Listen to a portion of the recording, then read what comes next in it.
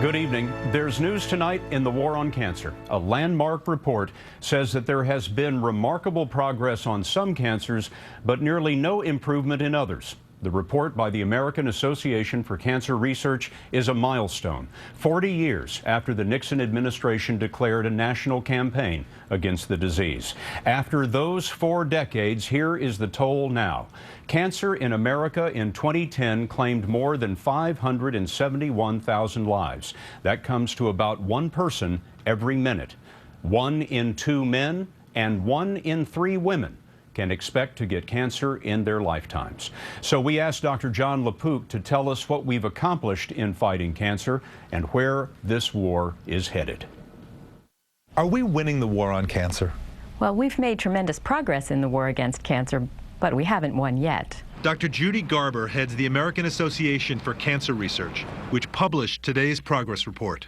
Over the last 30 years, death rates for all cancer dropped by 22% for men and 14% for women, resulting in almost 900,000 fewer deaths in the U.S. We have a greater than 90% survival rate for breast cancers and cervix cancers caught early.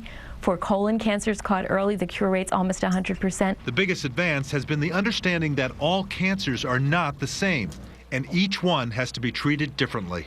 Cancer is probably 200 diseases, not one disease, and we can cure cancer. We just can't cure all cancer. The report highlights the success of targeted therapies, attacking cancer cells based on their specific genetic makeup. 40 years ago, this was science fiction. Drugs like Herceptin, used for breast cancer, target proteins on the surface of the cell. Gleevec works inside the cell to block cancer's growth and has revolutionized the treatment of one type of leukemia. Avastin shuts down blood vessels that feed the tumor, literally starving it to death. It's used in a number of cancers, including colon and kidney. But many cancers remain tough to treat. Lung cancer remains a big challenge, though we've been able to do some improvement.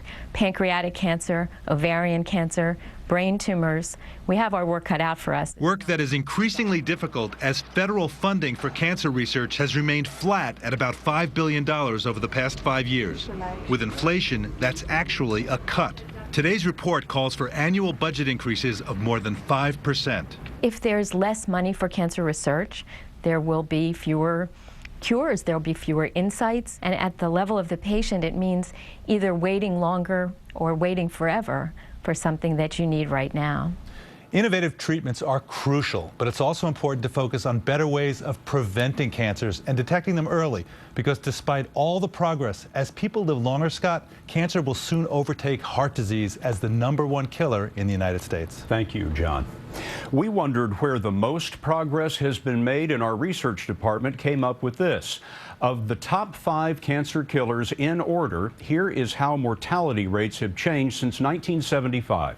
Lung cancer is up 19%, colon cancer down 40.5%, breast cancer down 27.4%, pancreatic cancer down 0.9%, next to nothing, and prostate cancer down 24.2%. One of the biggest advances has been in the survival of children with cancer, and we asked Michelle Miller to look into that. Ouch, your bear's biting me again. 4-year-old Olivia LaFond was diagnosed with a rare form of leukemia in 2009. When they told you leukemia, what was your first thought? Is she gonna die?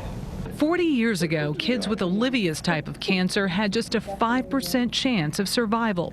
Now it's higher than 50%. After chemotherapy and 2 bone marrow transplants, Olivia shows no signs of cancer. Are you feeling better? Since the mid-70s, the survival rate for most childhood cancers has climbed from 58% to 80%. Compare that to just 68% for adults. Dr. Paul Myers treats kids at New York's Memorial Sloan Kettering Cancer Center. He credits improvements in cancer-fighting drugs. Children are healthier. They have not done damage to their bodies with smoking and drinking, and we can use more intensive therapies in children than our colleagues who treat adults. Those intensive therapies may have long-lasting effects. A study of 14,000 childhood cancer survivors found 10% developed new tumors. Radiation and anti-cancer drugs are suspected. And if there's a key to survival, what is it? Have faith. Whether it's faith or science, Olivia has become one of the 360,000 American children who have survived cancer. Michelle Miller, CBS News, New York. In Afghanistan.